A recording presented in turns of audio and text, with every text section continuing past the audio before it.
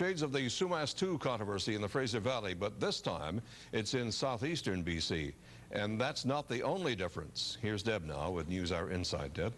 Well, Tony, this latest cross-border battle has British Columbia on the defensive against accusations from Americans that we might pollute their environment as well as our own. The site of this dispute is as far southeast as you can get in this province, in the Flathead Valley.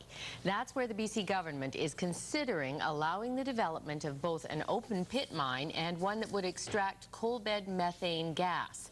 South of the border in Montana, they are furious, worried that the byproducts will flow right down the Flathead River into their national park.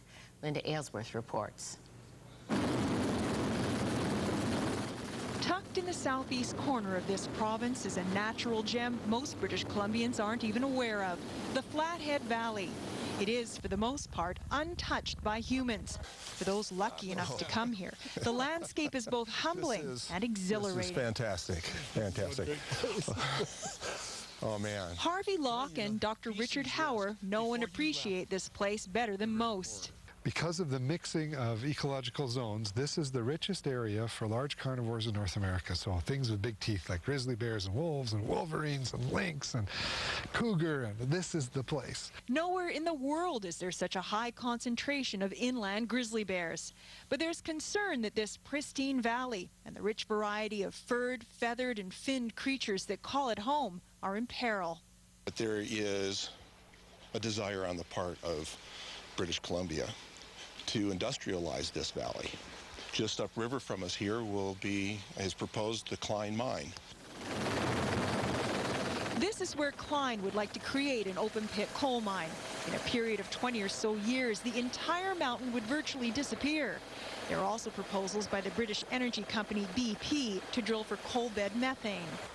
The concern is that toxic runoff is going to spill down from the coal and methane mines into the Flathead River, contaminating its way all the way down into Glacier National Park in Montana. Dr. Hauer has studied water quality in Glacier National Park for 31 years. Sediment coming from the coal mine or coming from the roads associated with coal bed methane would actually fill up the spaces in between the rocks, seal off the bottom of the river, and then you no longer get the water penetrating down through the gravel, and the water would no longer be cleaned by that process. Glacier National Park, along with Waterton in Alberta, form one large peace park and are deemed World Heritage Sites. They are protected. The Flathead Valley in BC is not. You know, if you look at a map, this looks like a missing piece of pie from a map of Waterton Glacier. It's sort of this slice missing.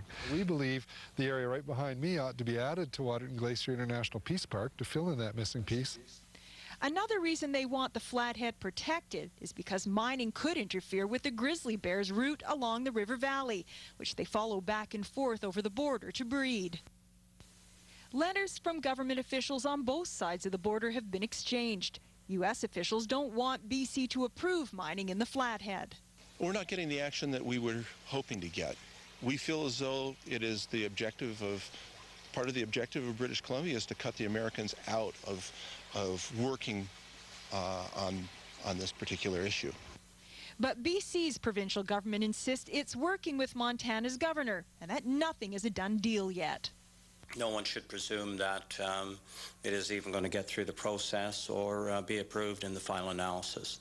It's in a very early stage, has to go through a very, very rigorous assessment process, a science-based process. But why even consider open pit mining in the Flathead when a similar application in the same valley was rejected 3 years ago? Because, in the words of the Minister of Energy and Mines, we thought it would be in everyone's best interest that we not move forward. We need all British Columbians to say, we're proud of this place. Please, Premier, protect it. That will result in its protection. It's that simple. The controversy over the mining of coal bed gas is even more notable due to the fact that there is actually no full-scale production in BC yet. Here's a little more about it.